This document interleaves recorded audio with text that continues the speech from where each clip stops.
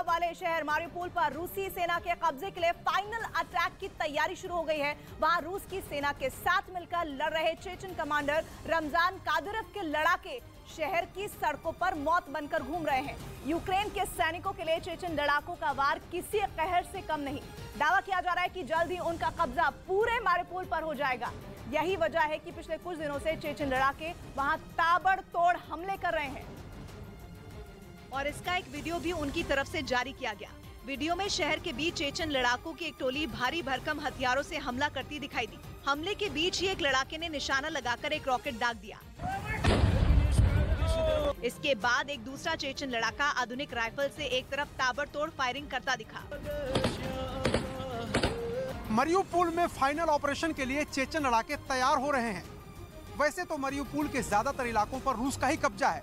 रूस की सेना चारों तरफ है, लेकिन फिर भी चेचन लड़ाके कोई कोर कसर नहीं छोड़ना चाहते। अब समय आ गया है, चेचन लड़ाके और रूस की सेना एक साथ मिलकर के रूस का झंडा मारिउपोल में लहराने के लिए फाइनल असॉल्ट करने की तैयारी में है। इस बीच मारिउपोल शहर के दूसरे हिस्से से चेचन लड़ाकों का सामना कर रहे यूक्रेन के सैनिकों की फायरिंग और रह रहकर हो रहे धमाकों की आवाजें आती सुनाई दी, जबकि एक दीवार की आड़ लेकर उसे कादिरोव के एक लड़ाके ने सामने की तरफ भारी फायरिंग शुरू कर दी। तभी पीछे से दौड़कर आए दूसरे चेचन लड़ाके ने फिर एक रॉकेट उसी दिशा में दाग दिया जिधर उसका साथी गोली चला रहा था। इस बीच वीडियो में वहां कई सैनिकों के शव भी पड़े दिखाई दिए। चेचन लड़ाकों ने दावा किया कि ये शव यूक्रेन के सैनिकों के हैं। इस बीच रूस ने दावा किया कि मारिउपोल की लड़ाई में यूक्रेन के 250 से ज्यादा सैनिक ने सरेंडर किया है, जिसका एक वीडियो भी सामने आया। वीडियो में बड़ी संख्या में सैनिक नजर आए जो एक कतार में एक तरफ जाते दिखाई दिए। दावा किया गया कि यूक्रेन मरीन के सैनिक हैं। इन सैनिकों में कुछ ने हाथ हवा में उठाए हुए थे तो कुछ ने सिर के पीछे रखे थे। रूस ने दावा किया कि यूक्रेन के इन सैनिकों ने उसकी सेना और चेचन लड़ाकों की दोगुनी ताकत से किए गए वार के सामने घुटने टेक दिए, क्योंकि इन सैनिकों के सरेंडर से ठीक एक दिन पहले मारिउपोल से जो तस्वीरें आई उसने बता दिया था कि रूसी सेना और चेचन लड़ाकों ने मारिउपोल पर कब्जे के लिए कितना भीषण हमला बोला।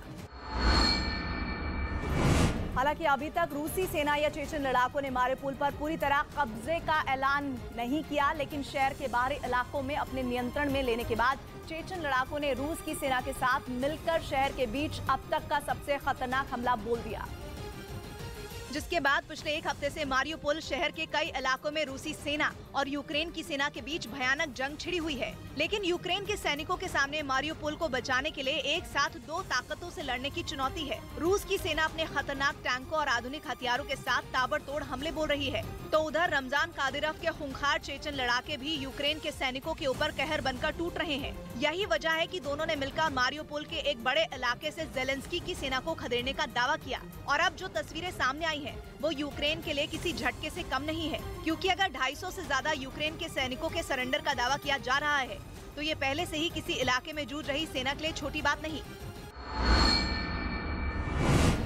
लेकिन यूक्रेन की मीडिया की तरफ से रूस के इस दावे को पूरी तरह से नकार दिया गया। इसके लिए ट्विटर पर एक तस्वीर शेयर की गई जिसमें ये बताने की कोशिश की गई कि वीडियो में दिख रहे सैनिक यूक्रेन मरीन के है ही नहीं, और इसके लिए तस्वीर में यूक्रेन मरीन के एक सैनिक को दिखाया गया जिसने हरे रंग की कैप पहनी हुई है। उसकी वर्दी और वर्दी के नीचे पहनी गई टी शर्ट का भी जिक्र किया गया।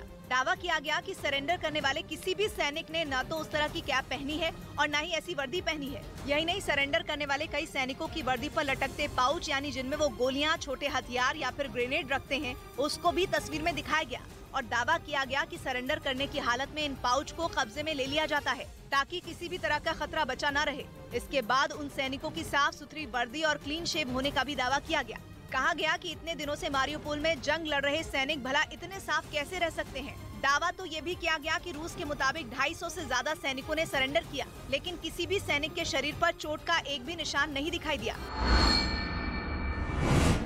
लेकिन अगर रूस के दावे में जरा भी सच्चाई है तो ये यूक्रेन के राष्ट्रपति जेलेंस्की के लिए किसी बड़े झटके से कम नहीं, क्योंकि पुतिन के वफादार रमजान कादिरोव ने कुछ दिनों पहले ही मारिउपोल पर जल्द कब्जा होने का दावा किया था, जिसकी कोशिश में रूस की सेना 24 फरवरी को शुरू हुए युद्ध के कुछ दिन बाद से ही जुटी है।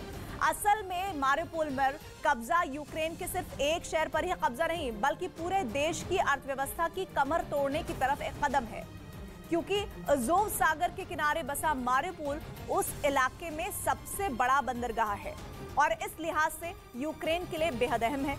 यूक्रेन का स्टील, कोयला और मक्का पश्चिम एशिया और उससे आगे मारिउपोल के रास्ते ही एक्सपोर्ट होता है।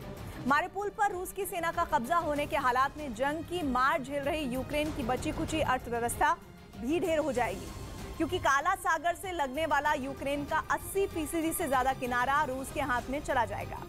मतलब समंदर के रास्ते व्यापार करने का विकल्प ही यूक्रेन से छिन जाएगा और वो बाकी दुनिया से और भी ज्यादा कट जाएगा।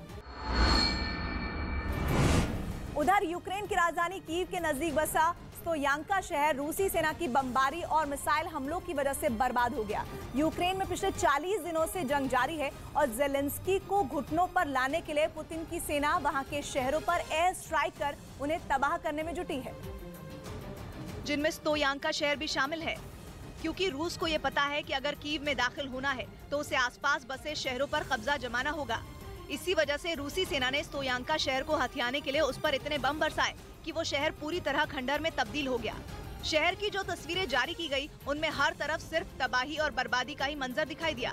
जिन इमारतों में पहले लोग अपने परिवार के साथ रहते थे, वहाँ जिंदगी का नामो निशान तक मिट चुका था। देखने से ऐसा लगा जैसे शहर सालों से वीरान पड़ा हो। एक तस्वीर में तो जमीन पर मिसाइल गिरने की वजह से बड़े बड़े गड्ढे नजर आए। बमबारी की वजह से नदी पर बने पुल तक टूट गए। वहीं जंग में रूस की नौसेना और ज्यादा एक्टिव हो गई। काला सागर से उसने यूक्रेन के एक सैन्य ठिकाने पर मिसाइल हमले का दावा किया और सबूत के तौर पर हमले का वीडियो भी जारी किया, जिसमें हवा में एक के बाद एक कई मिसाइलें उड़ती दिखी। ऐसा लग रहा था मानो कोई टारगेट कर हमले कर रहा हो। दावा किया गया कि एक साथ 7 राउंड फायर की गई मिसाइलों से यूक्रेन की फौज को काफी नुकसान पहुंचा। खबर है कि रूस ने रात के अंधेरे में इसलिए हमला किया ताकि यूक्रेन की सेना पलटवार ना कर सके। रूस ने दावा किया कि उसके हमले में यूक्रेन के कुछ सैनिकों की मौत हुई है। उधर यूक्रेन ने चर्निव में रूसी सैनिकों के काफिले पर इतने बम बरसाए कि रूसी फौज तितर-बितर हो गई। रूस की तरफ से हमले का एक वीडियो भी जारी किया गया, जिसमें कई धमाके होते दिखाई दिए। एक के बाद एक विस्फोट से पूरा इलाका थर्रा उठा और देखते ही देखते चारों तरफ धुएं का गुबार छा गया। सामने आई तस्वीरों में जंगल और सड़कों पर कई टैंक जलते दिखाई दिए। वहीं एक धमाका तो इतना जोरदार था कि ऐसा लगा मानो कोई ज्वालामुखी फूटा हो। आसमान से किए गए हमले इतने सटीक थे कि कई बख्तरबंद गाड़ियों के परखचे उड़ गए। सड़क से गुजर रहे काफिले पर जैसे ही बम गिरा, एक सैनिक तो जान बचाकर भागता नजर आया। देखते ही देखते सड़क पर इतने धमाके हुए कि पूरा आसमान लपटों से भर गया। सामने आई ड्रोन की तस्वीरों में शहर के अलग अलग हिस्सों में धमाके होते दिखे। यूक्रेन ने दावा किया कि उसने रूसी सैनिकों पर जवाबी हमले के तहत ये कार्रवाई की और हमले के बाद रूसी फौज को पीछे हटने पर मजबूर कर दिया। बताया गया कि इस हमले में यूक्रेन ने रूस की कई बख्तरबंद गाड़ियों और टैंकों को तबाह किया। दावा ये भी किया गया कि हमले में कई रूसी जवानों की मौत भी हुई।